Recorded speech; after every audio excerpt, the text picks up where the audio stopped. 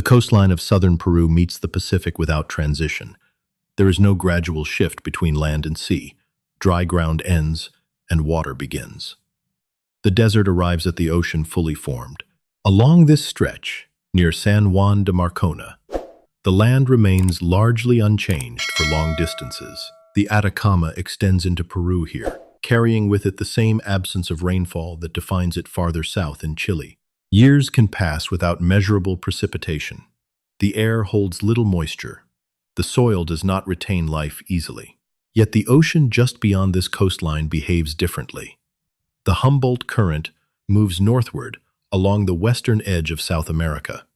It carries cold, nutrient-rich water. Fish gather in large numbers beneath the surface. For those who work the sea, this contrast defines their existence. The desert offers little. The ocean provides. From the shore, the Pacific appears steady. The surface is often calm in the early hours. There are no visible markers to suggest distance or scale. Beyond a certain point, the horizon becomes uniform. Boats that leave the coast reduce quickly to indistinct shapes, then disappear entirely. There are few reference points once that line is crossed. In this region, small fishing vessels depart daily. They move out before sunrise, following patterns that have remained consistent for generations. Engines are modest, equipment is basic, navigation relies on experience more than instrumentation. Most of these boats return within the same day. The conditions rarely suggest otherwise. The shoreline remains quiet. The desert does not shift. The ocean continues its movement without interruption. There is no indication, from land, of how far something carried by these waters might travel if it does not return. No visible boundary marks where control ends. And beyond that point, distance loses meaning. Along the coast of San Juan de Marcona, fishing is not seasonal, it is continuous. The work follows the movement of fish rather than the calendar. Small crews leave before sunrise and return when their capacity is reached or conditions change. Among those who worked these waters were 3 men: Salvador Ordóñez, Cesar Vázquez, and Dario Segovia. They operated a small, open fishing boat powered by a single outboard engine. Like many others in the region, their vessel was not equipped with advanced navigation systems. It relied on fuel, basic tools, and familiarity with the coastline. Each of the men had experience at sea. Fishing along the Peruvian coast is often learned early and repeated daily. Knowledge is practical. It comes from repetition rather than formal training. The position of the sun, the behavior of currents, and the appearance of the water all serve as guides. Their work followed a routine. They would depart with enough fuel for a short-range trip, along with basic provisions, food, drinking water, and fishing gear. The intention was not long travel. It was efficiency. Catch what could be gathered within a limited distance, then return to shore. Economic conditions in coastal towns like Marcona leave little margin for delay. A successful day at sea directly affects income. The pressure to go out regularly is constant. Boats are used frequently, and maintenance is often minimal, performed only as needed. On the day they departed, there was no indication that their journey would differ from previous trips. Weather conditions were not reported as severe. The ocean surface remained consistent with what fishermen in the area considered manageable. They moved away from the coastline in the early hours, as others did. From land, their boat would have followed a familiar path, gradually shrinking until it merged with the horizon. There was no recorded signal of distress at departure. No deviation was observed. No delay was expected. Their destination was not far, and at the time they left, there was no reason to believe the journey would extend beyond a single day. At some point after leaving the coastline of San Juan de Marcona, the conditions of the trip changed. The exact timing is not fully documented. What is known comes from later accounts given by the survivors. The boat's engine began to fail. Whether the issue was mechanical wear, fuel contamination, or another fault could not be confirmed with certainty. Small fishing vessels in the region often operate without redundancy. A single engine supports the entire journey. Once the engine stopped, movement became limited. Attempts were made to restart it. These efforts were unsuccessful. Without propulsion, the boat lost control of direction. It no longer followed the coastline. Instead, it began to move with the surface currents. The Humboldt Current, which runs along the western edge of South America, does not move uniformly. Variations in wind and offshore flow can pull objects farther into open water. The boat began to drift westward. At first, this movement may not have been immediately recognized as critical. The shoreline can remain visible for some time, depending on distance and conditions. But without a working engine, even a slow drift becomes irreversible. Fuel reserves were no longer relevant. Navigation tools were minimal. There was no effective way to counter the movement of the ocean. The horizon changed. Land disappeared from view. At that point, the situation shifted from delay to isolation. There are no fixed reference points in open ocean. Without landmarks or instruments, estimating direction becomes unreliable. The position of the sun offers limited guidance, but it does not provide distance. Currents continue without regard for intention. The fishermen remained aboard a vessel that was no longer under their control. Communication equipment, if present, did not result in a confirmed signal reaching shore.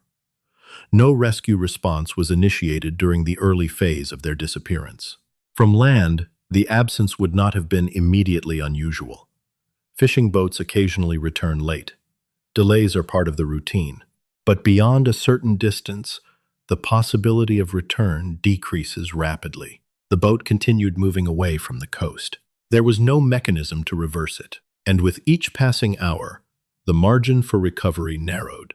Once the coastline was no longer visible, the structure of the journey changed completely. The fishermen were no longer operating within a known range.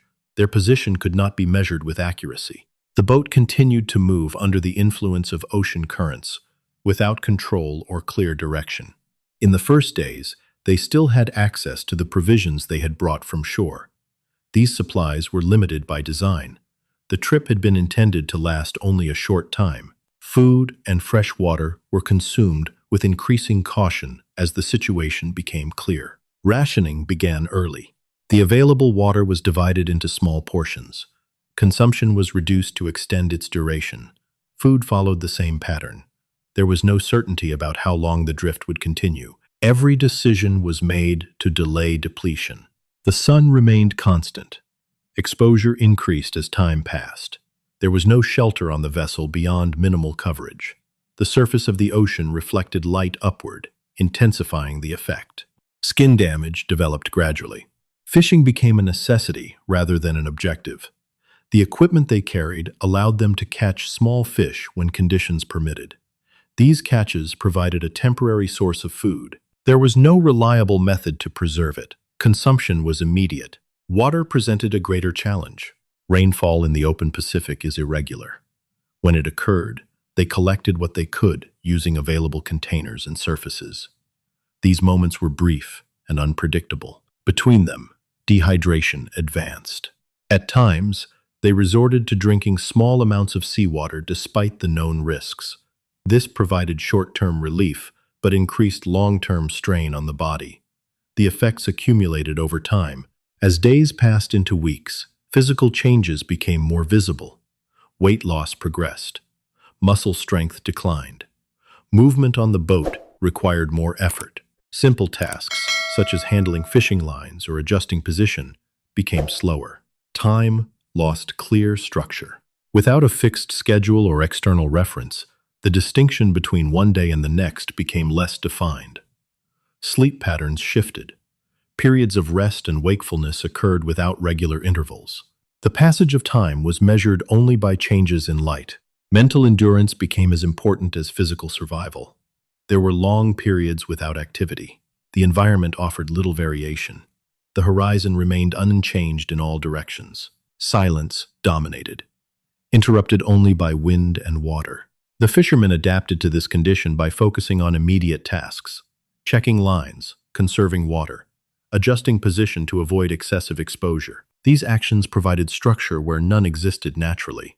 At some point during the drift, birds began to appear intermittently. Their presence indicated proximity to broader ecological zones, but did not guarantee land. The ocean still extended beyond visible limits. Storms passed through occasionally. These brought both risk and opportunity. Rain provided fresh water, but waves increased instability.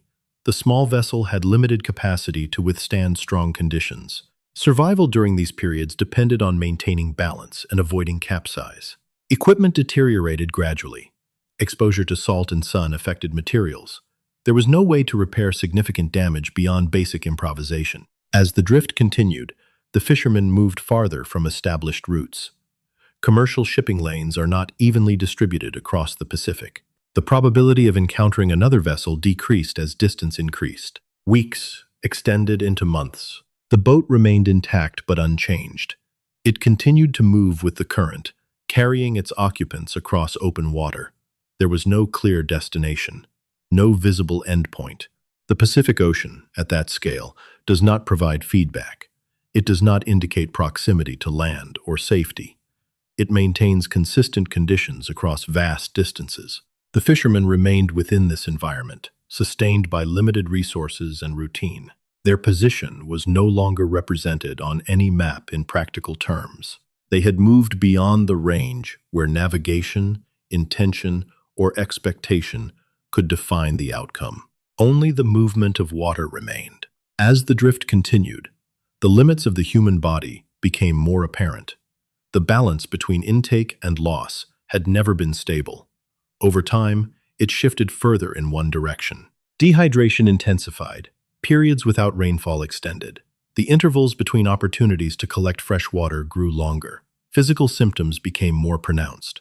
Dryness of the mouth and skin progressed into weakness, dizziness, and reduced coordination. Food intake remained inconsistent. Fish could still be caught, but with decreasing frequency and effort. The ability to respond quickly to pull a line, to secure a catch, declined. Energy expenditure had to be minimized. Movement was deliberate and slow. Weight loss was visible in all three men. Muscle mass decreased, bones became more defined. The body adapted by conserving energy wherever possible, reducing activity to only what was necessary. At some stage during this period, Cesar Vasquez died. The exact timing is not precisely documented. Accounts from the survivors indicate that his condition had deteriorated significantly before his death. Dehydration and malnutrition were the primary contributing factors. There was no intervention available. His death reduced the number of survivors from 3 to 2. The boat continued to drift without pause. The loss altered the structure of survival. Tasks that had been shared were now divided between fewer individuals. The psychological effect of isolation increased. There was no external acknowledgement of the event. The environment remained unchanged. After this point, both Salvador Ordóñez and Dario Segovia continued the same routines, with reduced capacity. Fishing, water collection, and basic maintenance of position remained essential. Cognitive effects became more noticeable. Extended dehydration and lack of nutrition can affect perception and memory. The survivors later described periods of confusion. Time became increasingly difficult to track. The sequence of days was no longer clear. Hallucinations were reported. These are consistent with prolonged exposure, dehydration, and psychological stress. Visual and auditory distortions can occur under such conditions. The accuracy of perception cannot be fully relied upon in these states. Despite these effects, basic survival actions continued. Rain, when it arrived, remained the primary source of recovery. Even small amounts of fresh water could temporarily stabilize physical condition. These moments did not reverse decline, but slowed it. The boat itself showed signs of prolonged exposure. Surfaces degraded, materials weakened. There were no significant structural failures recorded, but the environment continued to apply constant stress. The ocean remained consistent. There were no signs of land. No confirmed sightings of passing vessels occurred during this phase. The probability of encounter remained low. Time extended further. The survivors remained on a vessel that had now traveled far beyond its intended range. Their position in the Pacific was no longer connected to their point of departure in any meaningful way. The loss of one crew member marked a transition. Survival continued, but with reduced margin, and the distance from shore continued to increase. After months of uncontrolled drift, the boat entered waters far from its origin. By this stage, it had crossed a significant portion of the Pacific Ocean. The exact route cannot be fully reconstructed, but prevailing currents indicate a westward trajectory away from South America. In August 2012, the vessel was sighted near the Marshall Islands. The discovery was made by a Taiwanese fishing vessel operating in the region. Encounters in this area are infrequent due to the scale of the ocean, but not impossible. The presence of another boat, even by chance, marked a shift from isolation to contact.